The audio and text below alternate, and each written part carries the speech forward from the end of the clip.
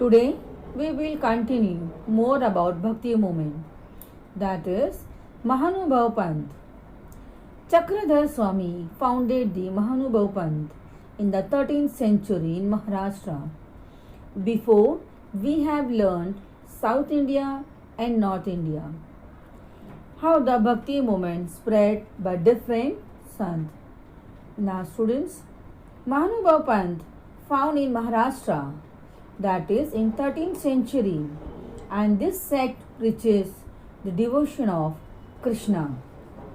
You can see his image. Now tell me students, who founded the Mahanubhav Panth in Maharashtra? Yes, it was Chakradhar Swami. So, Chakradhar Swami founded the Mahanubhav Panth in Maharashtra, that is in 13th century. So students, what did he preach? He believed in equality. He preferred to preach in Marathi instead of Sanskrit. Yes students, in this lesson, most of the sants teach in people's language rather than Sanskrit. Sanskrit is not a people's language. No religion is superior.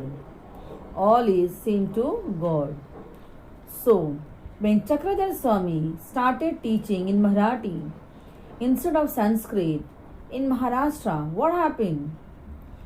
Yes, it improved, or you can say this led to the development in Marathi. Language in Maharashtra. Now students, Mahanubhav Panth spread mainly in Vidarbha and Marathwada regions of Maharashtra. Do you know students, where is this Vidarbha and Marathwada? Just see in the map. See, I have done arrow mark Vidarbha and Marathwada. So here he spread the over this region, which I circled Vidarbha and Marathwada. Now in this region, Riddhipur in Vidarbha is an important place for people of this sect. Sect means section. This sect even reached to Punjab and Afghanistan. Punjab in India and Afghanistan is our neighboring country. Now next is Sikhism. This is one of the religion. The people believe whom? Yes, it is Guru Nanak. He is the founder of Sikhism. You can see his image. What did he preach? So, Guru Nanak was the founder of Sikhism and he is the first Guru of the Sikhs. Now, what did he believe? He had a quality, so he visited holy places of Hindus and Muslims, and that is what he also believed in equality. His teachings aimed at Hindu-Muslim unity. He practiced and teach, that means he visited holy places of Hindus and Muslims. Now students, the followers of Guru Nanak are known as Sikhs, and which is known as Shishya, meaning disciples. Guru Granth Sahib is the holy book of the Sikh. Now, how the Muslims have the holy book Quran and Hindus have the holy book Bhagavad Gita. Similarly, Sikh people have the holy book Guru Granth Sahib. Do you know students?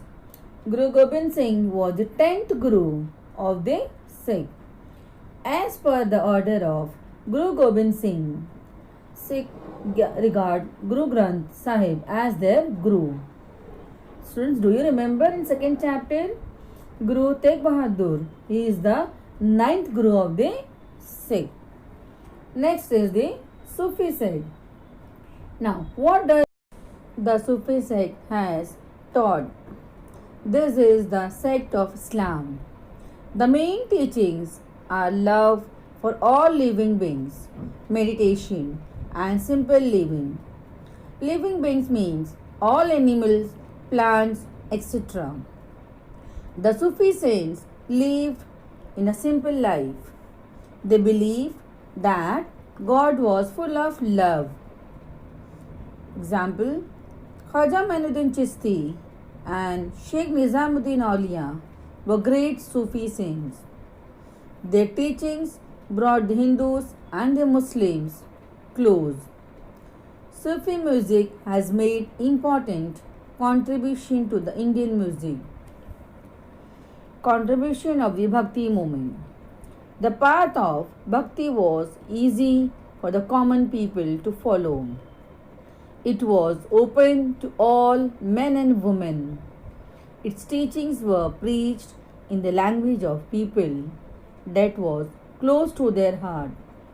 It contributed to making molding of the Indian culture. With this, we end our third chapter. Copy notes from WhatsApp in the notebook.